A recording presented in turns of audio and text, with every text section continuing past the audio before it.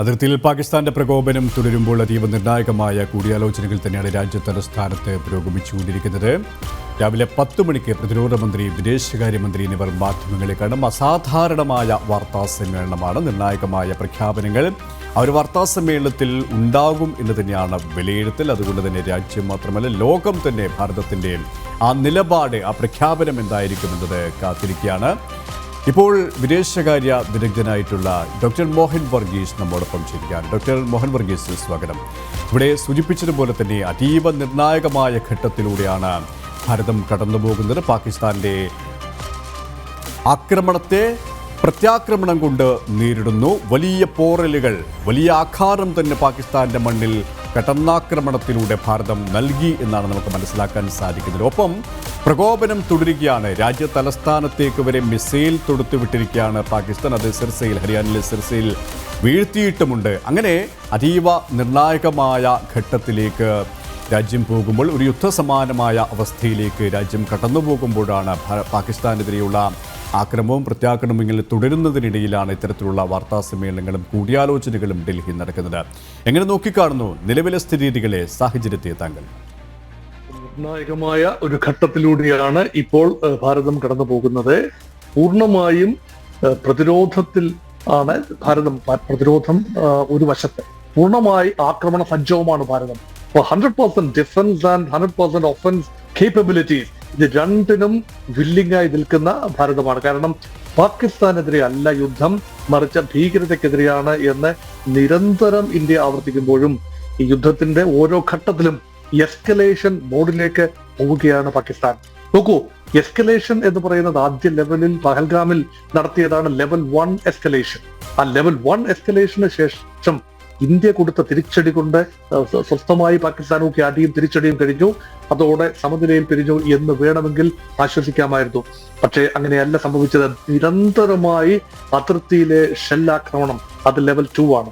അതിനുശേഷമാണ് ഇപ്പോൾ ഇതാ മിസൈലുകൾ ഉപയോഗിച്ചുകൊണ്ടും ഡ്രോണുകൾ ഉപയോഗിച്ചുകൊണ്ടും ആക്രമണം നടത്തുക. കഴിഞ്ഞ 24 മണിക്കൂറിനുള്ളിൽ ഈ മിസൈലുകളുടെ ഒരു വർഷവും ഉണ്ടായി എന്ന റിപ്പോർട്ടുകളാണ് വരുന്നത്. ഏതാനും 400-ൽ പരം ഡ്രോണുകളാണ് കഴിഞ്ഞ ദിവസം വന്നതെങ്കിൽ ഇന്നലെ രാത്രി സംഭവിച്ചത് 27 ഇടങ്ങളിൽ ആക്രമണം നടന്നിരിക്കുന്നു. അനേകം ഡ്രോണുകൾ ഉപയോഗിച്ചിരിക്കുന്നു. അപ്പൊ അതൊരു മറ്റൊരു തലത്തിലേക്ക് എസ്കലേഷൻ പോവുകയാണ്. ഇപ്പം പാകിസ്ഥാൻ ഉപയോഗിക്കുന്ന വിമാനങ്ങളും ഡ്രോണുകളും എല്ലാം തന്നെ, വിമാനങ്ങൾ തന്നെ 2 വെടിവെച്ചിട്ടു എന്ന രീതിയിൽ F-16 വിമാനങ്ങളിൽ 2 താഴെ വീണു എന്ന രീതിയിലാണ് ഇപ്പോഴത്തെ വൈകി വരുന്ന റിപ്പോർട്ടുകൾ സൂചിപ്പിക്കുന്നത്. അത് ശരിയാണെങ്കിൽ കഴിഞ്ഞ ദിവസം 3 വിമാനങ്ങളും, അത് JF-17, F-16 കാറ്റഗറിയിലുള്ളതും, ഇന്നത്തെ ദിവസം 2 വിമാനങ്ങൾ F-16 എന്ന ഗണത്തിലുള്ളതുമായ വിമാനങ്ങൾ ഇന്ത്യക്ക് വെടിവെച്ചിടാൻ സാധിച്ചു എന്ന റിപ്പോർട്ടുകൾ പൂർണ്ണമായും ശരിയാണ് എങ്കിൽ തീർച്ചയായും എയർ സുപ്പീരിയോറിറ്റി ഭാരതത്തിന് അവകാശപ്പെടാം. ഇന്ത്യയുടെ എയർ ഡിഫൻസ് സിസ്റ്റം S-400 സംവിധാനവും ആകാശ് മിസൈലുകളും, ഇപ്പോഴത്തെ ബറാക്ക് 8 എന്ന രീതിയിൽ മിസൈലുകൾ ആകാശത്ത് പറക്കുന്നു എന്ന രീതിയിലാണ് സംസാരം. പാകിസ്ഥാന്റെ ഭാഗത്തു നിന്ന് ഇപ്പോൾ അവസാനമായി എത്തുന്നത് ഫത്ത 2 കാറ്റഗറിയിലുള്ള മിസൈലുകളാണ്. ഇറാനൊക്കെ ഉപയോഗിക്കുന്ന തരത്തിലുള്ള ഫത്ത 2 മിസൈലുകൾ. അതെല്ലാം തന്നെ വരുത്തുന്ന നാശനഷ്ടം സാധാരണക്കാരുടെ ഇടയിലാണ്. പക്ഷെ ഭാരതത്തിന്റെ മെഷേർഡ് അറ്റാക്കിൽ, കൗണ്ടർ അറ്റാക്കിൽ സംഭവിക്കുന്നത് ആർമി ഇൻസ്റ്റലേഷൻ ആണ് ഇപ്പോൾ ടാർഗറ്റ് ചെയ്തുകൊണ്ടിരിക്കുന്നത്. വ്യോമ പ്രതിരോധ സംവിധാനങ്ങളും ടാർഗറ്റ് ചെയ്യുന്നു. ഇപ്പോൾ ലാഹോറിലെ വ്യോമ പ്രതിരോധ സംവിധാനങ്ങൾ ഏതാണ്ട് വലിയ രീതിയിൽ ആക്രമിച്ച് നശിപ്പിച്ചതായ റിപ്പോർട്ടുകൾ വരുന്നു. ഇവ നിർണായകമായ ഈ വിദേശകാര്യമന്ത്രിയും പ്രതിരോധ മന്ത്രിയും ഇപ്പോൾ മാധ്യമങ്ങളോടായി സംസാരിക്കുന്നത് ഇന്ന് 10 മണിക്കാണ്. അപ്പോൾ നിർണായകമായ ചില കാര്യങ്ങൾ തുറന്നു പറയും എന്ന ഒരു പ്രതീക്ഷയിലാണ് രാജ്യം. കഴിഞ്ഞ ദിവസം ഉണ്ടായ ഈ പ്രസ് ബ്രീഫിംഗിൽ അങ്ങനെ ഇന്ത്യ നടത്തിയ പ്രത്യാക്രമണത്തിന്റെ വിശദ വിവരങ്ങൾ നൽകിയുണ്ടായില്ല. പാകിസ്ഥാൻ ഇങ്ങോട്ട് നടത്തിയ ആക്രമണത്തിന്റെ കാര്യങ്ങളും അതെങ്ങനെ ഇന്ത്യ പ്രതിരോധിച്ചു എന്നുമാണ് കഴിഞ്ഞ ദിവസം പറഞ്ഞത്. പക്ഷേ കുറച്ചുകൂടി അടുത്ത ഘട്ടത്തിലേക്ക് കടക്കുമ്പോൾ ഇന്ത്യ പാകിസ്ഥാന് മേൽ നടത്തിയ പ്രത്യാക്രമണത്തിൽ ഉണ്ടായ ഡാമേജുകളെ കുറിച്ചുള്ള ഒരു സമഗ്ര ചിത്രം ഇന്ന് പങ്കുവെക്കും. ഒരു നാഷണൽ മൊറാൽ, ദേശീയ ആത്മവീര്യം നിലനിർത്തുന്നതിന് അങ്ങനെയുള്ള ഒരു തുറന്നു പറച്ചിൽ ആവശ്യമാണ്. കാരണം മോഹൻ വർഗീസ്, ഇവിടെ പ്രകോപനം തുടരുകയാണ്. സാധാരണക്കാരായ ജനങ്ങളെ ലക്ഷ്യമിട്ടുകൊണ്ടാണ് പൂഞ്ചിലായാലും രജൌരിയിലായാലും ജലന്ധറിലായാലും തുടർച്ചയായ ആക്രമണം നടത്തുന്നു. ഗുജറാത്ത് തീരത്തേക്ക് മിസൈലുകൾ വിടുന്നു, രാജ്യ തലസ്ഥാനത്തേക്ക് മിസൈലുകൾ തൊടുത്തുവിടുന്നു. ഇങ്ങനെ പലതരത്തിലുള്ള പ്രകോപനങ്ങൾ ഓരോന്നോരോന്നായി പാകിസ്ഥാൻ തൊടുത്തുവിടുമ്പോൾ അതിനെ ഇനിയും അങ്ങനെ പ്രതിരോധിക്കേണ്ട കാര്യമില്ല. പ്രതിരോധം മാത്രമല്ല, കൂടുതൽ കരുത്തോടെ കടന്നാക്രമിക്കേണ്ട ഒരു സ്ഥിതിവിശേഷം പാകിസ്ഥാൻ ഇരന്ന് വാങ്ങുകയാണ്. ആ ഒരു ഘട്ടത്തിൽ അതീവ നിർണായകമായ ഒരു തീരുമാനം കൂടി പ്രതീക്ഷിച്ചാൽ നമുക്ക് തെറ്റില്ല, അല്ലേ? നിർണായകമായ തീരുമാനം എന്ന് പറയുമ്പോൾ അത് ഒരുപക്ഷെ ഈ ടെറിട്ടോറിയൽ ആർമിയുടെ വിന്യാസമാണ്. അതൊരു യുദ്ധ പ്രഖ്യാപനത്തിന് സമാനമായ സാഹചര്യമാണ്. പാകിസ്ഥാന്റെ ഭാഗത്ത് നിന്ന് ഈ ബോർഡർ റേഞ്ചേഴ്സ് അല്ലെങ്കിൽ പാക് റേഞ്ചേഴ്സ് എന്ന നമ്മുടെ BSFന് സമാനമായ സംവിധാനം അതല്ല ഇപ്പോൾ വരുന്നത്. ഇപ്പോൾ പാകിസ്ഥാൻ ആർമി തന്നെ നേരിട്ട് രംഗത്ത് വരുന്നു എന്ന റിപ്പോർട്ടുകളാണ് പാകിസ്ഥാൻ ഉള്ളിൽ നിന്നും വരുന്നത്. അങ്ങനെയെങ്കിൽ BSFനെ അതിർത്തി പ്രദേശത്ത് നിന്ന് പിൻവലിച്ച് റെഗുലർ ആർമി, അതായത് ടെറിട്ടോറിയൽ ആർമി തന്നെ അതിർത്തി സംരക്ഷിക്കാനായി നിൽക്കുകയും ടാങ്കുകളും കവചിത വാഹനങ്ങളും ഉപയോഗിച്ചുകൊണ്ട് അതിർത്തിയിൽ സന്നാഹങ്ങൾ വർദ്ധിപ്പിക്കുകയും ചെയ്യുക എന്നതാണ് അടുത്ത ഘട്ടത്തിൽ പ്രതീക്ഷിക്കാവുന്നത്. ആ രീതിയിലുള്ള പ്രഖ്യാപനമാണോ വരാൻ പോകുന്നത്, അതോ ഇതുവരെയുള്ള നാശനഷ്ടങ്ങളുടെ ഒരു കണക്കെടുപ്പ് മാത്രമാണോ? പൂർണ്ണമായ വിവരങ്ങൾ ഒരുപക്ഷെ ജനങ്ങളുമായി പങ്കുവയ്ക്കാൻ ഗവൺമെന്റ് ഏജൻസികൾക്ക് കഴിയില്ല. കാരണം സുരക്ഷാപരമായ കാരണങ്ങളുണ്ട്, തന്ത്രപരമായ കാരണങ്ങളുണ്ട്. പക്ഷേ പ്രഖ്യാപനം, യുദ്ധപ്രഖ്യാപനം എന്ന രീതിയിൽ സംഭവിച്ചിട്ടില്ല. പക്ഷേ യുദ്ധസമാനമായ സാഹചര്യങ്ങളിലൂടെയാണ് പോകുന്നത്. അല്ലെങ്കിൽ യുദ്ധസമാനമായ സാഹചര്യങ്ങൾക്കും യഥാർത്ഥ യുദ്ധത്തിനും ഇടയിലുള്ള ഒരു നൂൽപ്പാലത്തിലൂടെ രണ്ട് രാജ്യങ്ങളും ഇപ്പോൾ പോയിക്കൊണ്ടിരിക്കുന്നു. രണ്ട് ഓപ്പറേറ്റിംഗ് സിസ്റ്റംസ് തമ്മിലുള്ള ഏറ്റുമുട്ടൽ കൂടിയാണ് ഇവിടെ നടക്കുന്നത്. കാരണം പാകിസ്ഥാനെ സംബന്ധിച്ചിടത്തോളം സോഫ്റ്റ് ടാർഗറ്റ്സുകൾ, മൃദു ലക്ഷ്യങ്ങൾ, അതായത് സാധാരണക്കാരായ ജനങ്ങൾ, അവരുടെ ആരാധനാലയങ്ങൾ, ഗുരുദ്വാരകൾ, ക്ഷേത്രങ്ങൾ, അതുപോലെയുള്ള വീടുകൾ എന്ന് വേണ്ട വ്യാപാര സമുച്ചയങ്ങൾ എന്ന് വേണ്ട നിരന്തരം ഏത് ഭാഗത്തും ഇൻഡിസ്ക്രിമിനേറ്റഡ്ലി എല്ലാ ഒബ്ജക്റ്റുകളും ആക്രമണത്തിന് വിധേയമാകുകയാണ്. സാധാരണക്കാരെന്നോ ജവാന്മാരെന്നോ വ്യത്യാസമില്ലാതെ. പക്ഷെ ഇന്ത്യയുടെ റെസ്പോൺസ് നോക്കൂ. ഒരു പ്രൊഫഷണൽ സൈന്യം കൃത്യമായ ദിശാബോധമുള്ള ഒരു രാഷ്ട്രീയ നേതൃത്വത്തിന് കീഴിൽ പ്രവർത്തിക്കുന്നു. അവരുടെ ഒരു പ്രൊഫഷണലിസത്തിന്റെ ഉദാഹരണമാണ്. നമ്മുടെ ഏതെല്ലാം ലക്ഷ്യങ്ങളാണോ തകർക്കാൻ ഉദ്ദേശിച്ചത് ആ ലക്ഷ്യങ്ങളിൽ നിന്നും അണുവിട വ്യതിചലിക്കാതെ കൃത്യമായ ആസൂത്രണത്തോടു കൂടി തന്നെ പ്രത്യാക്രമണം നടത്തുന്ന ഇന്ത്യയെ കാണുന്നു. അതുകൊണ്ട് മെഷേർഡ് റെസ്പോൺസ് ആണ്. അടിക്ക് തിരിച്ചടി എന്ന് പറയുമ്പോൾ tit for tat in a measured വേ.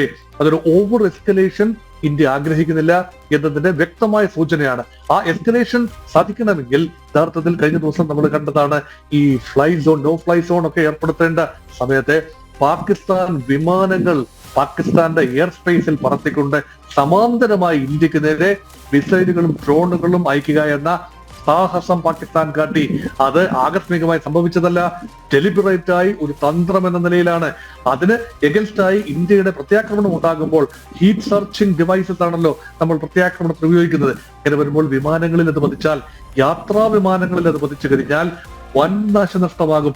അത് ചൂണ്ടിക്കാണിച്ചുകൊണ്ട് ഇതാ ഭാരതം ഞങ്ങളുടെ വിമാനങ്ങളെ, സാധാരണക്കാരെ, യാത്രക്കാരെ ആക്രമിക്കുന്നു എന്ന രീതിയിൽ അന്താരാഷ്ട്ര സമൂഹത്തിന് മുന്നിൽ ഉറവിളി കൂട്ടുന്ന ഒരു പാകിസ്ഥാനെ നമുക്ക് കാണാൻ സാധിക്കുമായിരുന്നു. പക്ഷേ ആ വലയിൽ ഇന്ത്യ വീണില്ല, ആ ചൂണ്ടയിൽ ഭാരതം കുരുങ്ങിയില്ല. വളരെ സ്റ്റഡീഡായ, മെഷേർഡായ റെസ്പോൺസുകൾ. അതുകൊണ്ട് ഭാരതത്തിന്റെ നിരീക്ഷണ സംവിധാനം, സർവൈലൻസ് സംവിധാനം, രഹസ്യാന്വേഷണ സംവിധാനം, ഇന്റലിജൻസ് നെറ്റ്വർക്ക് വളരെ സമഗ്രമായി പ്രവർത്തിക്കുന്നു. പാകിസ്ഥാനേക്കാൾ 10 മടങ്ങ് ശക്തിയാണ് ഇന്ത്യക്ക് ആ സംവിധാനങ്ങൾ. യുദ്ധം എന്ന് പറയുന്നത് ബാറ്റിൽ ഫീൽഡിൽ മാത്രം സംഭവിക്കുന്ന ഒരു കാര്യമല്ല. യുദ്ധത്തിന് പല തലങ്ങളുണ്ട്, അതിനൊരു റിസർച്ച് ഉണ്ട്, സ്ഥിതിവിവരക്കണക്കുകൾ കണ്ടെത്തേണ്ടതുണ്ട്.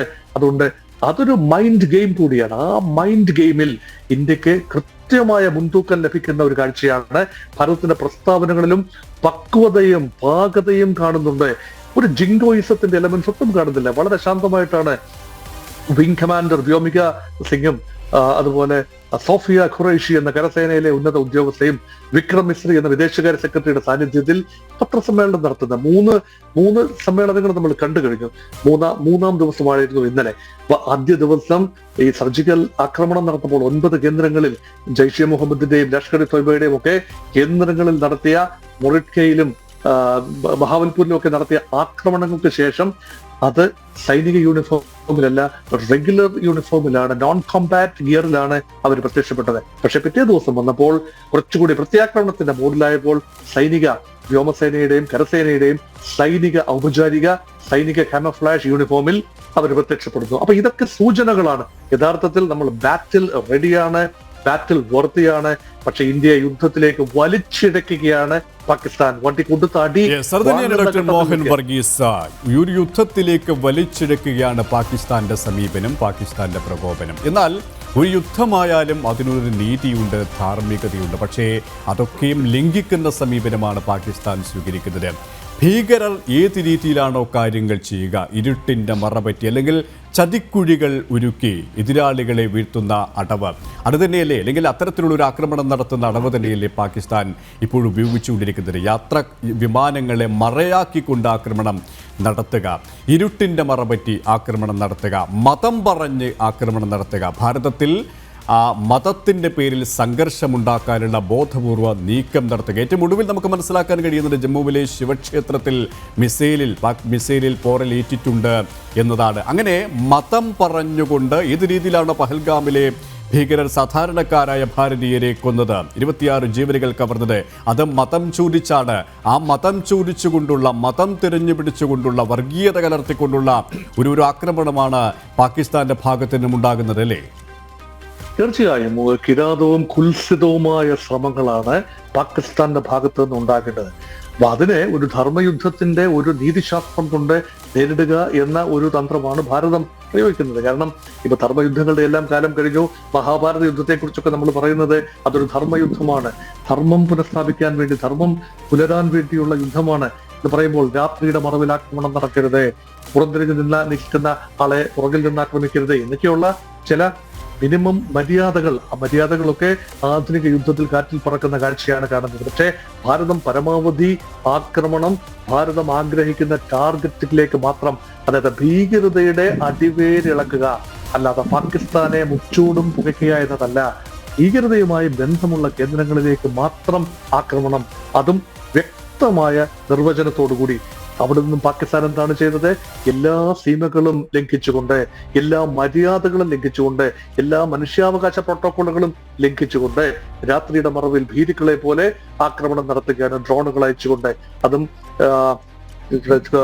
വിദേശ നിർമ്മിതമായ ഡ്രോണുകളുടെ വ്യാപകമായ ഉപയോഗം. ഇതെല്ലാം കാട്ടുന്നത് ഇത് ജനവാസ കേന്ദ്രങ്ങളിലേക്കുള്ള ആക്രമണം.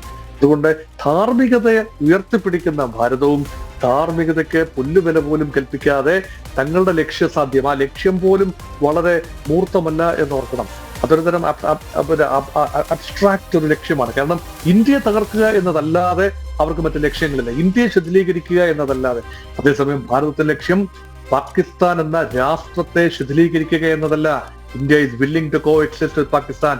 അതേസമയം പാകിസ്ഥാൻ എന്ന രാഷ്ട്രത്തിന്റെ ഔപചാരിക സംവിധാനങ്ങൾ, സൈന്യവും പൊളിറ്റിക്കൽ അതോറിറ്റിയും ISIയും ഒക്കെ ഭീകരതയെ നട്ടുനനച്ച് വളർത്തി അത് ഇന്ത്യക്കെതിരെ ഉപയോഗിക്കാനാണെങ്കിൽ അത് അംഗീകരിച്ചു കൊടുക്കാൻ തയ്യാറല്ല. അതുകൊണ്ടാണ് പ്രധാനമന്ത്രിയും ആഭ്യന്തരമന്ത്രിയും ഒക്കെ വിവിധങ്ങളായ വേദികളിൽ ആവർത്തിച്ചത്, ഞങ്ങൾ ഭീകരരെ വേട്ടയാടും, അത് മാത്രമല്ല ഭീകരതയ്ക്ക് പിന്നിൽ പ്രവർത്തിക്കുന്ന ശക്തികളെ ചുൻകർമാരേഖ എന്ന് പറയുമ്പോൾ അവരുടെ മതയിൽ ചെന്ന് അവരെ ഒന്നൊന്നായി അരിഞ്ഞു വീഴ്ത്തും എന്ന് പറയുമ്പോൾ സമഗ്രമായ യുദ്ധപ്രഖ്യാപനമാണ്. അതായത് ഈ ഭീകരതക്കെതിരെയുള്ള യുദ്ധപ്രഖ്യാപനം, അല്ലാതെ പാകിസ്ഥാനെതിരെയുള്ളതല്ല. അങ്ങനെയുള്ള ഭീകരതക്കെതിരെയുള്ള പോരാട്ടത്തെ പാകിസ്ഥാനെതിരെയുള്ള പോരാട്ടമായി വ്യാഖ്യാനിക്കുക വഴി ലോകരാജ്യങ്ങളിൽ ആശയക്കുഴപ്പം സൃഷ്ടിക്കുക എന്ന പാകിസ്ഥാന്റെ. പക്ഷേ അങ്ങനെ ഒരു ആശയക്കുഴപ്പം സൃഷ്ടിക്കാനുള്ള പാകിസ്ഥാന്റെ നീക്കങ്ങൾ എത്രത്തോളം ഫലപ്രാപ്തിയിലെത്താൻ സാധ്യതയുണ്ട്? പ്രത്യേകിച്ച് ഓപ്പറേഷൻ സിന്ധുവിലടക്കം നമ്മൾ കണ്ടതാണ് 9 ഭീകര കേന്ദ്രങ്ങൾ തെരഞ്ഞുപിടിച്ചുകൊണ്ട് മുനകൂർപ്പിച്ചുള്ള ആക്രമണം. അവിടെ സൈനിക താവളം തൊട്ടടുത്തുണ്ടായിരുന്നു, ജനവാസ മേഖലകളുണ്ടായിരുന്നു, അവിടെയൊന്നും ഒരു പോറൽ പോലും ഏറ്റിട്ടില്ല. കൃത്യമായ രീതിയിലുള്ള ഭീകരരെയും ഭീകര കേന്ദ്രങ്ങളെയും തകർക്കുക എന്ന ലക്ഷ്യം. പക്ഷേ നേരെ തിരിച്ച് പാകിസ്ഥാൻ നടത്തിക്കൊണ്ടിരിക്കുന്നത് ജനവാസ മേഖലയിൽ സാധാരണക്കാരായ, ആയുധങ്ങളില്ലാത്ത നിസ്സഹായരായ സാധാരണക്കാരെ കൊന്നൊടുക്കുന്ന സമീപനമാണ്. അവിടെയാണ് പ്രത്യാക്രമണം ഭാരതം കൂടുതൽ കടുപ്പിച്ചത്, കൂടുതൽ കടുപ്പിക്കേണ്ട സാഹചര്യമൊരുക്കിയത് പാകിസ്ഥാൻ തന്നെയാണ്. പ്രത്യാക്രമണത്തിൽ പാകിസ്ഥാനിലെ 8ഓളം നഗരങ്ങൾ ഛിന്നഭിന്നമായി കൊണ്ടിരിക്കുന്നത് അവർ കൊടുത്ത ആ ഒരു ആക്രമണത്തിന്, അവർ തൊടുത്ത ആ ഒരു ആക്രമണത്തിൻ്റെ പ്രത്യാക്രമണത്തിലാണ്. ഇവിടെ ഇങ്ങനെ സാധാരണക്കാരായ ജനങ്ങളെ കൊന്നൊടുക്കുന്നു, യുദ്ധത്തിൻ്റെ നൈതികതയെ അപ്പാടെ ഇല്ലാതാക്കുന്നു. അവിടെ പാകിസ്ഥാനെ എത്രത്തോളം പിന്തുണ ആർജിക്കാൻ കഴിയും? നിലവിൽ ഭാരതത്തിന് എല്ലാ ലോകരാജ്യങ്ങളുടെയും ലോക വൻശക്തികളുടെ പിന്തുണയുണ്ട്. പക്ഷേ ഒടുവിൽ നമുക്ക് മനസ്സിലാക്കാൻ കഴിയുന്നത് പാകിസ്ഥാൻ സൗദി അറേബ്യ പ്രതിനിധികളുമായി ചർച്ച നടത്തി മറ്റ് ലോകരാജ്യങ്ങളെ സമീപിക്കാൻ ഒരുങ്ങുകയാണ്. അവിടെ ഏതെങ്കിലും ഒരു പിന്തുണ പാകിസ്ഥാന് ലഭിക്കാൻ സാധ്യതയുണ്ടോ? പിന്തുണ പ്രകടമായി ലഭിക്കാനുള്ള സാധ്യത ഞാൻ കാണുന്നില്ല. പക്ഷേ കഴിഞ്ഞ ദിവസം ഒരു നിർണായക കൂടിക്കാഴ്ച ഉണ്ടായിരുന്നു. ഇന്റർനാഷണൽ മോണിറ്ററി ഫണ്ടിന്റെ ഡയറക്ടർ ബോർഡ് യോഗം പാകിസ്ഥാൻ ഇപ്പോൾ ഒരു ബെയിൽ ഔട്ട് പാക്കേജിലാണല്ലോ. ഇന്റർനാഷണൽ മോണിറ്ററി ഫണ്ട് നൽകിയ വലിയ തുക പുനരുദ്ധാരണത്തിന് വേണ്ടി പാകിസ്ഥാന്റെ തകർന്നു കിടന്ന സമ്പദ് വ്യവസ്ഥയെ പുനരുജ്ജീവിപ്പിക്കാൻ വേണ്ടി $7 ബില്യൺ. ആ $7 ബില്യൺ പല ഘട്ടങ്ങളിലായിട്ടാണ് റിലീസ് ചെയ്യേണ്ടത്. ഏറ്റവും അവസാനത്തെ ഘട്ടം എന്ന് പറയുന്നത് $1 ബില്യൺ. അപ്പം 85,000 കോടി രൂപയുടെ ഒരു പാക്കേജാണ്. ആ പാക്കേജ് നിർത്തിവെക്കണം എന്ന ആവശ്യം ഇന്ത്യ അന്താരാഷ്ട്ര സമൂഹത്തിന് മുന്നിൽ വെക്കുകയുണ്ട്. പക്ഷേ അതിന് പൂർണ്ണമായി അനുരൂപമായ രീതിയിലല്ല അന്താരാഷ്ട്ര സമൂഹത്തിലെ ചില രാജ്യങ്ങളെങ്കിലും, എല്ലാ രാജ്യങ്ങളുമല്ല, ചില രാജ്യങ്ങളെങ്കിലും പ്രവർത്തിച്ചത്. കാരണം ഇന്റർനാഷണൽ മോണിറ്ററി ഫണ്ടിന് ഒരു രീതിശാസ്ത്രമുണ്ട്. അവിടെ വോട്ടെടുപ്പിലൂടെയാണ് കാര്യങ്ങൾ തീരുമാനിക്കുന്നത്. അമേരിക്കയുടെയും ചൈനയുടെയും ഒക്കെ വോട്ടിംഗ് ശതമാനം കൂടുതലാണ്, സ്റ്റേക്ക് കൂടുതലാണ്, എക്സ്പോഷർ കൂടുതലാണ്. ഇന്ത്യക്ക് കേവലം 2.5% എക്സ്പോഷർ മാത്രമാണ്. ആ രീതിയിൽ വോട്ടെടുപ്പിന്റെ മൂല്യം അത്രയാണ്.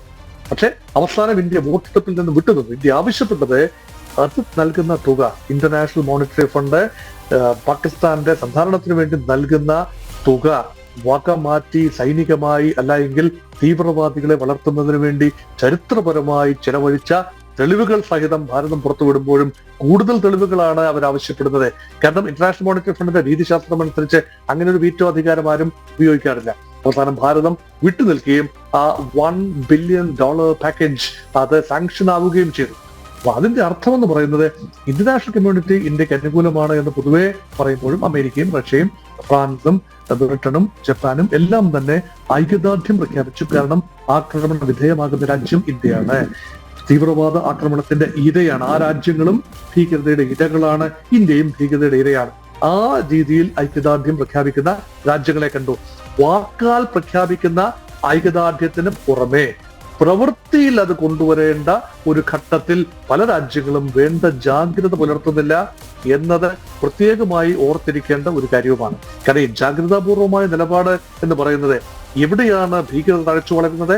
പണം എവിടെയുണ്ടോ, പണത്തിന്റെ സപ്ലൈ ഉണ്ടോ, അവിടെ ഭീകരത തഴച്ചു വളരും. പണമില്ലാതെയായി കഴിയുമ്പോൾ ഭീകരതയ്ക്ക് നട്ടുനനച്ച് വളരാനുള്ള ഭൗതിക സാഹചര്യം ഉണ്ടാവില്ല.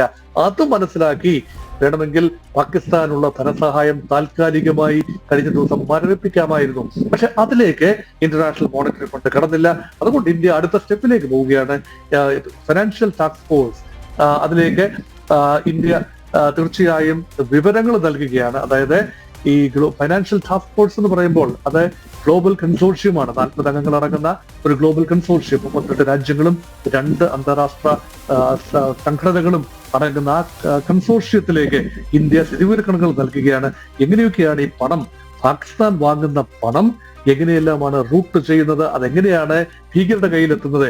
അങ്ങനെ പാകിസ്ഥാനെ അതിന്റെ ഗ്രേ ലിസ്റ്റിൽ, സംഘടനയുടെ ഗ്രേ ലിസ്റ്റിൽ പെടുത്തിയാൽ IMFന്റെ ലോണുകൾ ഉൾപ്പെടെ ലഭ്യമാകാതെ വരും. കാരണം അതിന് കുറച്ച് റൗണ്ട് അബൌട്ട് അല്ലെങ്കിൽ സർവേറ്റ് മെത്തേഡ് ആവശ്യമായി വരും. അതിനുള്ള നയതന്ത്ര നീക്കങ്ങളിലാണ് ഭാരതം. അത് കൃത്യമായ ദിശയിൽ തന്നെയാണ്. പക്ഷെ അതിനുള്ളിൽ സംഭവിക്കുന്ന ചില നിർണായകമായ കാര്യങ്ങൾ, അത് വേദനയുണ്ടാക്കുന്ന അനുഭവങ്ങളാണ്. തീർച്ചയായും അതിന് മറികടക്കാൻ സാധിക്കും. ഇന്ത്യക്കെതിരെ ഒരു രാജ്യവും തിരിച്ചിട്ടില്ല. പക്ഷെ പാകിസ്ഥാൻ ലഭിക്കേണ്ട ഫണ്ട് മരവിപ്പിക്കുന്ന കാര്യത്തിൽ ചില നീക്കുപോക്കുകൾ അന്താരാഷ്ട്ര സമൂഹം ചെയ്തു എന്നാണ് മനസ്സിലാക്കുന്നത്. അതൊരു ആയുധ ലോബിയുടെ ഒരു കാര്യവും അതിനകത്ത് വരണം. അമേരിക്ക ഉൾപ്പെടെയുള്ള രാജ്യങ്ങൾ ഇന്ത്യക്ക് പിന്തുണ നൽകുന്നു എന്ന് പറയുമ്പോഴും കച്ചവട താല്പര്യങ്ങൾ അവിടെയുണ്ട്. യുദ്ധം സംഭവിച്ചെങ്കിൽ മാത്രമേ ആയുധങ്ങൾ വാങ്ങാനാവൂ. ആയുധങ്ങൾ വാങ്ങേണ്ടത് പാകിസ്ഥാനാണ്. പാകിസ്ഥാന്റെ ആയുധ കച്ചവടം, പാകിസ്ഥാനുമായുള്ള ആയുധ കച്ചവടം, അതെല്ലാം ആവശ്യമാണ് അമേരിക്ക ഉൾപ്പെടെയുള്ള രാജ്യങ്ങൾക്ക്, ചൈനയും അമേരിക്ക ഉൾപ്പെടെയുള്ള രാജ്യങ്ങൾ. അതുകൊണ്ട് തീർച്ചയായും യുദ്ധം അവസാനിപ്പിക്കണമെന്ന് ഒരു ശ്വാസം കൊണ്ട് പറയുകയും മറുവശത്തെ യുദ്ധം തുടരുന്നെങ്കിൽ തുടരട്ടെ, അവര് രണ്ടും ചേർന്ന്, ഇന്ത്യയും പാകിസ്ഥാനും ചേർന്ന് ഉഭയകക്ഷി അടിസ്ഥാനത്തിൽ ചർച്ച ചെയ്ത് അവര് പരിഹരിക്കട്ടെ എന്ന ഒഴുക്കൻ മട്ടിലുള്ള പ്രസ്താവനയാണ് ഡൊണാൾഡ് ട്രംപ് നടത്തിയത്. അതുകൊണ്ട് ഇന്ത്യക്ക് അനുകൂലമായ പ്രസ്താവനകൾ കുറച്ചുകൂടി ആഴത്തിൽ വിശകലനം ചെയ്യുമ്പോൾ ഇന്ത്യക്ക് എതിരാകുന്നില്ല എന്നത് നമുക്ക് ഉറപ്പുവരുത്താൻ കഴിയുന്നുണ്ട്. പക്ഷേ ഇവിടെ നമ്മൾ പറഞ്ഞു വെച്ചതുപോലെ തന്നെ പാകിസ്ഥാന് ലോക പിന്തുണ കുറവാണ്. ഭാരതത്തിൻ്റെ ഭീകരതയ്ക്കെതിരെയുള്ള പോരാട്ടത്തിൽ ലോകരാജ്യങ്ങളൊക്കെയും ഭാരതത്തിന് ഒപ്പം നിൽക്കുകയാണ്.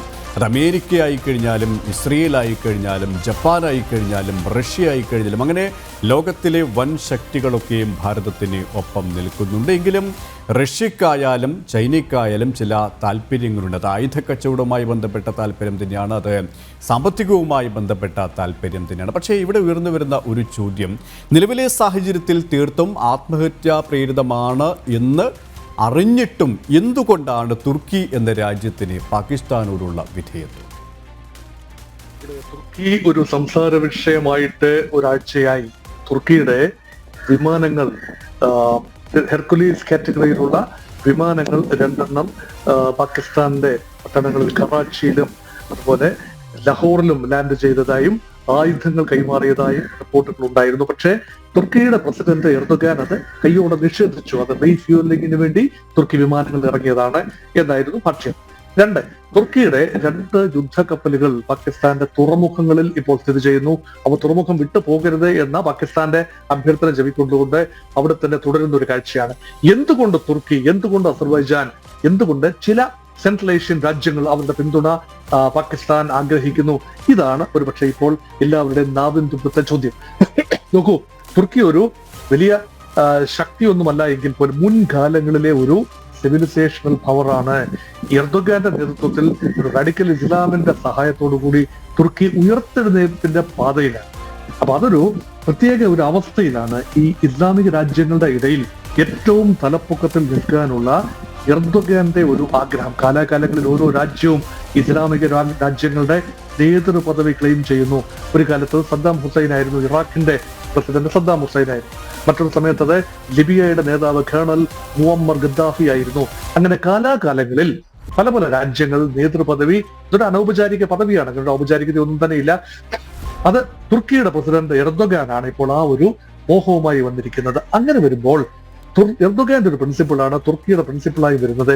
ഏതെങ്കിലും ഒരു ഇസ്ലാമിക രാജ്യം അനിസ്ലാമിക രാജ്യത്തിന്റെ പ്രവർത്തന ഫലമായി ആക്രമണ വിധേയമാവുകയാണെങ്കിൽ തുർക്കി ആ ആക്രമണ വിധേയമായ ഇസ്ലാമിക രാജ്യത്തിന് പിന്തുണയുമായി എത്തും എന്ന ഒരു പ്രത്യേക ഡോക്ട്രിൻ, ആ ഡോക്ട്രിൻ ചൂണ്ടിക്കാട്ടിക്കൊണ്ടാണ് ഇപ്പോൾ ഒരു ഇടപെടലിന്റെ സാഹചര്യം തുർക്കി തേടുന്നുണ്ടോ എന്ന ചോദ്യം. പക്ഷെ പ്രകടമായി തുർക്കി ആയുധ സഹായങ്ങൾ നൽകുന്നു എന്നതല്ലാതെ തുർക്കിയുടെ സൈന്യമോ തുർക്കിയുടെ സംവിധാനങ്ങളോ ഉപയോഗിച്ചതായി അറിവില്ല. കഴിഞ്ഞ ദിവസം പാകിസ്ഥാൻ എഴുതുവിട്ട ഡ്രോണുകളുടെ സിംഹഭാഗവും തുർക്കിയിൽ ഉണ്ടാക്കിയ ഡ്രോണുകളാണ്. ടർക്കിഷ് മെയ്ഡ് ഡ്രോൺസ് ആണ്. അവിടെ ഉപയോഗിച്ചിരിക്കുന്ന സാങ്കേതിക വിദ്യ ടർക്കിയുടേതാണ്. പക്ഷെ പാകിസ്ഥാൻ ഉത്പാദിപ്പിക്കുന്ന ഡ്രോണുകളുണ്ട്. അത് വലിയ തോതിൽ ആ ഡ്രോണുകൾ കഴിഞ്ഞ 2 വർഷത്തിനുള്ളിൽ ഉക്രൈനിലേക്ക് പോകുന്നത് കണ്ടതാണ്. കാരണം ഉക്രൈൻ റഷ്യ യുദ്ധത്തിൽ ഉക്രൈന് സഹായമായി പാകിസ്ഥാൻ ചെറിയ തോതിൽ ഡ്രോണുകൾ നൽകിയിട്ടുണ്ട്. അതുകൊണ്ട് ഇപ്പോൾ ഡ്രോണുകളുടെ ഒരു ഷോർട്ടേജ് ഉണ്ട്. ആ ഷോർട്ടേജ് നികത്തിക്കൊണ്ടിരിക്കുന്നത് തുർക്കിയാണ്. അതുകൊണ്ട് തുർക്കി ഒരു ആക്സിസ് രൂപപ്പെടുത്താൻ ഒരുപക്ഷെ അമേരിക്കയോടും റഷ്യയോടും ഒരുപോലെ തന്നെ സംസാരിക്കുന്ന, തുല്യദൂരം പാലിക്കുന്ന നെയ്റ്റോയിലെ അംഗരാജ്യമാണെങ്കിൽ പോലും റഷ്യയുമായും ചൈനയുമായും പോലും നല്ല ബന്ധം പുലർത്തുന്ന തുർക്കിക്ക് ചില സാമ്രാജ്യത്വ മോഹങ്ങളുണ്ട് എന്നത് പരസ്യമായ രഹസ്യമാണ്. അതുകൊണ്ടാണ് പാകിസ്ഥാന് പ്രകടമായ സഹായം ലഭിക്കുന്നത് തുർക്കിയിൽ നിന്ന് ആണ് എന്ന് ചിലരെങ്കിലും കരുതുന്നത്. അതുകൊണ്ടാണ്. അതുപോലെ മറ്റൊരു രാജ്യമാണ് സെൻട്രൽ ഏഷ്യൻ പ്രദേശത്ത് പടിഞ്ഞാറ് കിടക്കുന്ന അസർബൈജാനും അർമീനിയയും ഒക്കെ യൂറോപ്യൻ രാജ്യങ്ങളാണ് എങ്കിൽ പോലും അത് സെൻട്രൽ ഏഷ്യൻ റീജിയനുമായിട്ട് ചേർന്ന് കിടക്കുന്ന പ്രദേശങ്ങളാണ്. ഏഷ്യൻ കൾച്ചറും കൂടെ അവിടെ ഉണ്ട് എന്നോർക്കണം. അവിടെയും തുർക്കിയുടെ സ്വാധീന മേഖലയാണ്. അപ്പൊ പരസ്യമായി രംഗത്ത് വന്നിരിക്കുന്നത് ഇപ്പോൾ അസർബൈജാനും തുർക്കിയുമാണ്. രഹസ്യമായി ചൈനയുടെ പിന്തുണ പാകിസ്ഥാൻ ആഗ്രഹിക്കുന്നുണ്ടാകും. കാരണം ചൈനയുടെ വലിയ തോതിലുള്ള ഇൻവെസ്റ്റ്മെന്റ് പാകിസ്ഥാനിലുണ്ട്. ബെൽറ്റ് ആൻഡ് റോഡ് ഇനിഷ്യേറ്റീവിന്റെ ഭാഗമായി ചൈന പാകിസ്ഥാൻ ഇക്കണോമിക് കോറിഡോർ അത് പാകിസ്ഥാനിലൂടെ കടന്നു പോകുന്നു. പാകിസ്ഥാൻ അസ്ഥിരപ്പെടുന്നത് എത്രത്തോളം ചൈനയ്ക്ക് സ്വീകാര്യമാണ് എന്ന് കൃത്യമായി പറയാനാവില്ല. കാരണം ബലൂച്ച് മേഖലയിൽ ഉൾപ്പെടെ ബലൂച്ച് ലിബറേഷൻ ആർമിയുടെ പോരാളികൾ പാകിസ്ഥാൻ സൈന്യത്തിനെതിരെ വലിയ പ്രതിരോധമാണ് കാഴ്ചവെക്കുന്നത്. അത് മാത്രമല്ല ബലൂചിസ്ഥാൻ തലസ്ഥാനമായ ക്വറ്റ നഗരം അവർ കീഴടക്കി, അതിന്റെ സിംഹഭാഗവും പിടിച്ചെടുത്തു. ആർമി ബാരക്കുകളെ കയറി ഇറങ്ങി എന്ന രീതിയിലാണ് വാർത്ത. അങ്ങനെയെങ്കിൽ പാകിസ്ഥാൻ ബാക്ക് ഫുട്ടിലേക്ക് പോവുകയും അവിടെ നിന്നും സൈന്യത്തിന്റെ യൂണിറ്റുകളെ പിൻവലിച്ച് അതിർത്തിയിൽ രാജസ്ഥാൻ, ഗുജറാത്ത്, പഞ്ചാബ്, ജമ്മു ആൻഡ് കശ്മീർ അതിർത്തിയിൽ വിന്യസിക്കുകയും ചെയ്യേണ്ട അവസ്ഥ വന്നപ്പോൾ ആ ഭാഗം, ബലൂചിസ്ഥാൻ എന്ന ഭാഗം നഷ്ടപ്പെടാനുള്ള സാധ്യതയാണ് കാണുന്നത്. യുദ്ധം കഴിഞ്ഞ് നമ്മൾ തിരിഞ്ഞു നോക്കുമ്പോൾ ബലൂചിസ്ഥാൻ എന്ന പ്രദേശം പാകിസ്ഥാന്റെ ഭാഗമല്ലാതെ മാറുകയും സ്വതന്ത്ര പരമാധികാര രാജ്യമായി മാറുകയും ചെയ്താൽ ഞാൻ പൂർണ്ണമായി അത്ഭുതപ്പെടില്ല.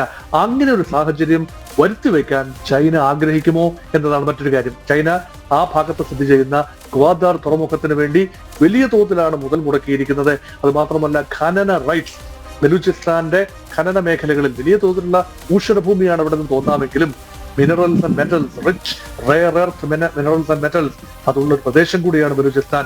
അവിടെയുള്ള ചൈനയുടെ വ്യാപാര കണ്ണ്, അതിനെതിരെയാണല്ലോ ബലൂചിസ്ഥാൻ പ്രക്ഷോഭം. പാകിസ്ഥാൻ ചൈനയ്ക്ക് വേണ്ടി തങ്ങളുടെ ആസ്തികൾ വിൽക്കുന്നു എന്ന ബലൂച്ചി ദേശീയവാദികളുടെ പരിഭവമാണ് പാകിസ്ഥാൻ സൈന്യത്തിനെതിരെ ആയുധമെടുക്കാൻ അവരെ പ്രേരിപ്പിച്ചത് എന്നുകൂടി ഓർക്കണം. അതുകൊണ്ട് ഇന്ത്യയും പാകിസ്ഥാനും തമ്മിലുള്ള യുദ്ധം സങ്കീർണമാകുമ്പോൾ ഇന്ത്യക്ക് ഇൻഡയറക്റ്റ് ആയിട്ടെങ്കിലും ബലൂച്ച് ആർമിയുടെ, ലിബറേഷൻ ആർമിയുടെ പ്രവർത്തനത്തിന് ഇൻഡയറക്റ്റ് എങ്കിലും സപ്പോർട്ട് കൊടുക്കുമ്പോൾ Pakistan get sandwiched between India in the east and Baloch in the west. അതും വലിയൊരു ഭീഷണി തന്നെയാണ്. അപ്പോൾ ആ സാഹചര്യം സൃഷ്ടിക്കാൻ ചൈനയുടെ താല്പര്യങ്ങൾ ഉൾപ്പെടെ ബലൂചിസ്ഥാൻ സംരക്ഷിച്ചു നിർത്താൻ പാകിസ്ഥാൻ കുറച്ചുകൂടി സ്റ്റേബിൾ ആകണമെന്ന് ആഗ്രഹമുണ്ട്. അതുകൊണ്ട് കൈവിട്ടൊരു യുദ്ധത്തിന് പാകിസ്ഥാനെ ചൈന ഇപ്പോൾ പ്രേരിപ്പിക്കുമോ എന്ന് കൃത്യമായി പറയാനാവില്ല. പക്ഷേ ആഭ്യന്തര പ്രശ്നങ്ങളും കൂടുതൽ കലുഷിതമായി കൊണ്ടിരിക്കുന്ന ഒരു പാകിസ്ഥാനെയാണ് നമുക്ക് കാണാൻ സാധിക്കുന്നത്. താങ്കൾ പറഞ്ഞു വെച്ചതുപോലെ തന്നെ ബലൂച്ച് വിമോചന സേന, ബലൂചിസ്ഥാൻ എന്ന് പറയുന്ന ആ ഒരു രാഷ്ട്രവാദം ഉയർത്തിപ്പിടിച്ചുകൊണ്ട് സമരരംഗത്തുള്ള അവരുടെ ലക്ഷ്യപ്രാപ്തിയിലേക്ക് ഏതാണ്ട് എത്തുന്നു എന്നുള്ള പ്രഖ്യാപനം തന്നെയാണ് നടത്തിയത്. കൊറ്റയടക്കം പിടിച്ചെടുത്തു കഴിഞ്ഞു അവർ. പാകിസ്ഥാൻ പട്ടാളക്കാരെ ആ ഭാഗത്ത് നിന്ന് മാറ്റുന്ന പ്രവർത്തനത്തിലേക്ക് അവർ ലക്ഷ്യത്തിലേക്ക് അടുത്തുകൊണ്ടിരിക്കുന്നു എന്ന റിപ്പോർട്ടുകൾ തന്നെയാണ് പുറത്തു വന്നുകൊണ്ടിരിക്കുന്നത്. അതേസമയം തന്നെ പാകിസ്ഥാൻ്റെ സൈനിക മേധാവിയായാലും പ്രധാനമന്ത്രിയായാലും ചിത്രത്തിലേ ഇല്ല. ഇത് ഭാരതത്തിൻ്റെ കനത്ത തിരിച്ചടിയുടെ ഒരു വിജയമായിട്ട് തന്നെയാണ് നമുക്ക് മനസ്സിലാക്കാനും സാധിക്കുന്നത്. പക്ഷേ അവിടെ ഒരു അപകടം കൂടിയില്ലേ? കാരണം ഭാരതത്തെ സംബന്ധിച്ചിടത്തോളം കൃത്യമായ ലക്ഷ്യബോധത്തോടെ നിയന്ത്രിക്കുന്ന ഒരു പ്രധാനമന്ത്രിയുണ്ട്, സൈനിക മേധാവികളുണ്ട്. അവരുടെ നിർദ്ദേശാനുസരണമാണ് സൈനികരുടെ നീക്കങ്ങളും തുടർ നീക്കങ്ങളും. പക്ഷേ ലക്ഷ്യം തെറ്റിയ, നിയന്ത്രിക്കാൻ ആൾക്കാരില്ലാത്ത, നിയന്ത്രിക്കാൻ ഭരണാധികാരികളോ സൈനിക മേധാവികളോ ഇല്ലാത്ത പാകിസ്ഥാൻ പട്ടാളക്കാർ, അവരെ നിയന്ത്രിക്കുന്നത് ഭീകരതയാണ് എന്ന് സ്പഷ്ടവുമാണ്. അവിടെ പതിഞ്ഞിരിക്കുന്ന അപകടത്തെ എത്രത്തോളം ജാഗ്രതയോടെ ലോകം തന്നെ സമീപിക്കേണ്ടിയിരിക്കുന്നു. ഒരു പരാജിത രാഷ്ട്രം എന്ന നിലയിൽ അതിന്റെ എസ്റ്റാബ്ലിഷ്മെന്റിന്റെ തലപ്പത്ത് ആര് എന്നതാണ് വലിയ ചോദ്യം. ഇപ്പോൾ ഔപചാരികമായി പറയുമ്പോൾ പാകിസ്ഥാന്റെ പ്രധാനമന്ത്രി ഷഹബാസ് ഷെറീഫ്. പക്ഷെ അദ്ദേഹം ഒരു നോക്കുകുത്തി മാത്രമാണ്, സൈന്യത്തിന്റെ കയ്യിലെ ഒരു കളിപ്പാവ് മാത്രമാണ്. മുൻകാലങ്ങളിലും മാറി മാറി വന്ന പ്രധാനമന്ത്രിമാരെല്ലാം തന്നെ സൈന്യത്തിന്റെ ചൊൽപ്പടിക്ക് നിൽക്കുന്ന കാഴ്ചയാണ് കണ്ടത്.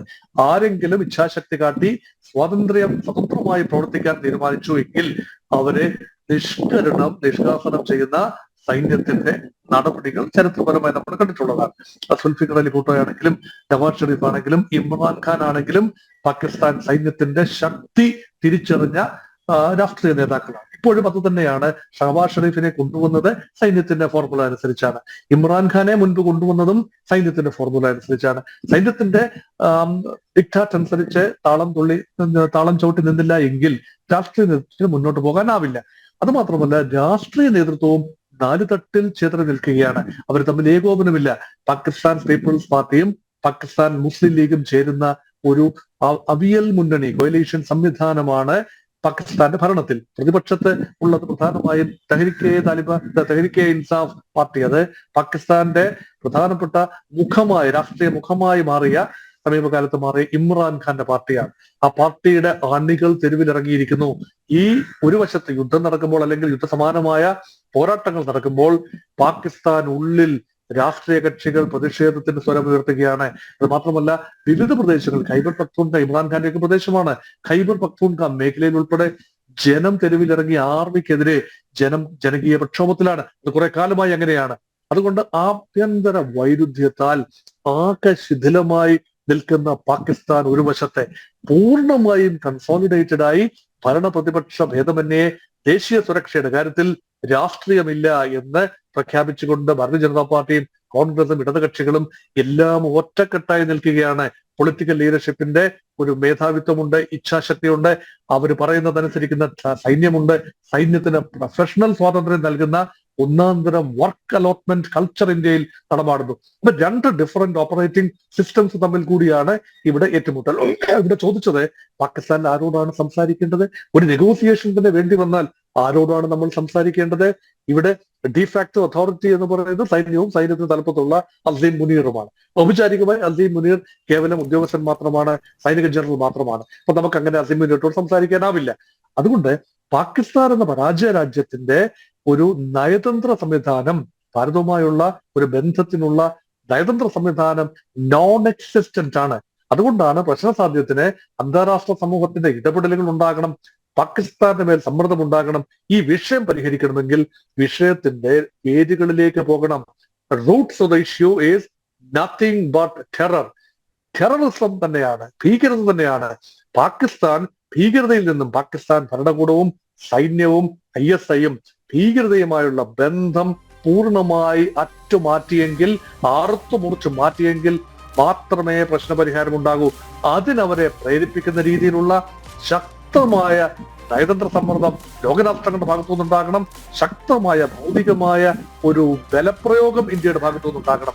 അപ്പൊ ആർമിക്ക് ഇപ്പൊ നമ്മൾ ആക്രമിക്കുന്ന പാകിസ്ഥാനെ അല്ല എന്നത് വ്യക്തമാണ്. പക്ഷേ ആർമിക്ക് ഇങ്ങനെ മുന്നോട്ട് പോകാനൊക്കില്ല. തങ്ങളുടെ മുകളിലെ വേതാളം പോലെ തീവ്രവാദികൾ പിടിച്ചു കിടക്കുമ്പോൾ രാജ്യത്തിന് മുന്നോട്ട് പോകാനൊക്കില്ല എന്ന് ആർമിയുടെ ഉന്നത നേതൃത്വത്തിലുള്ള ആളുകൾ മനസ്സിലാക്കണം. അതുമാത്രമല്ല, രാഷ്ട്രീയ കക്ഷികൾ പരസ്പരം ചെളിവാരി എറിയാതെ ആർമി തങ്ങളെ ചൂഷണം ചെയ്യുകയാണ്.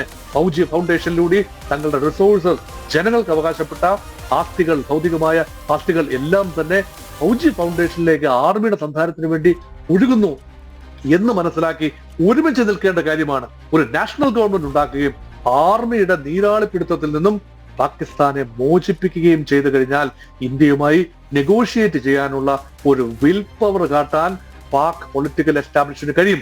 അതിനവർ ശക്തി സമാഹരിക്കേണ്ടതുണ്ട്. ഇപ്പോൾ ആർമിയുടെ നിഴലിൽ മാത്രമാണ് രാഷ്ട്രീയ നേതൃത്വം. അങ്ങനെ വരുമ്പോൾ ആർമിയുടെ മോഹമാണ് ഇന്ത്യയുമായി നിരന്തരം കലഹമുണ്ടാവുക. അവർ പ്രോക്സി വാറിലാണ്.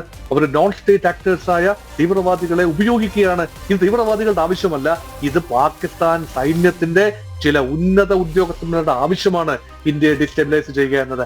അങ്ങനെ അവർക്ക് പാകിസ്ഥാൻ വ്യവസ്ഥയിൽ റെലവെന്റ് ആയി നിൽക്കുക എന്ന ഒരു കുൽസിത ബുദ്ധി ഇതിന് പിന്നിൽ ഒളിഞ്ഞു കിടപ്പുണ്ട്. അവിടെയാണ് ട്രീറ്റ്മെന്റ് ആവശ്യമെന്നാണ് എനിക്ക് തോന്നുന്നത്. ഏതായാലും വളരെയധികം നന്ദി ഡോക്ടർ മോഹൻ വർഗീസ്. ഈ ഒരു സമയം, ഇത്രയും സമയം ഞങ്ങളോട് സഹകരിച്ചതിന്. താങ്കൾ പറഞ്ഞതുപോലെ തന്നെ മാറുന്ന ലോകക്രമം, സങ്കീർണമായ ഒരു സാഹചര്യം, അവിടെ ലോകം തന്നെ ഉറ്റുനോക്കുകയാണ് ഭാരതത്തിൻ്റെ തുടർ നീക്കങ്ങൾ, ഡൽഹിയിലെ നിർണായകമായ ചർച്ചകൾ, കൂടിയാലോചനകൾ. വളരെയധികം നന്ദി ഡോക്ടർ മോഹൻ വർഗീസ്.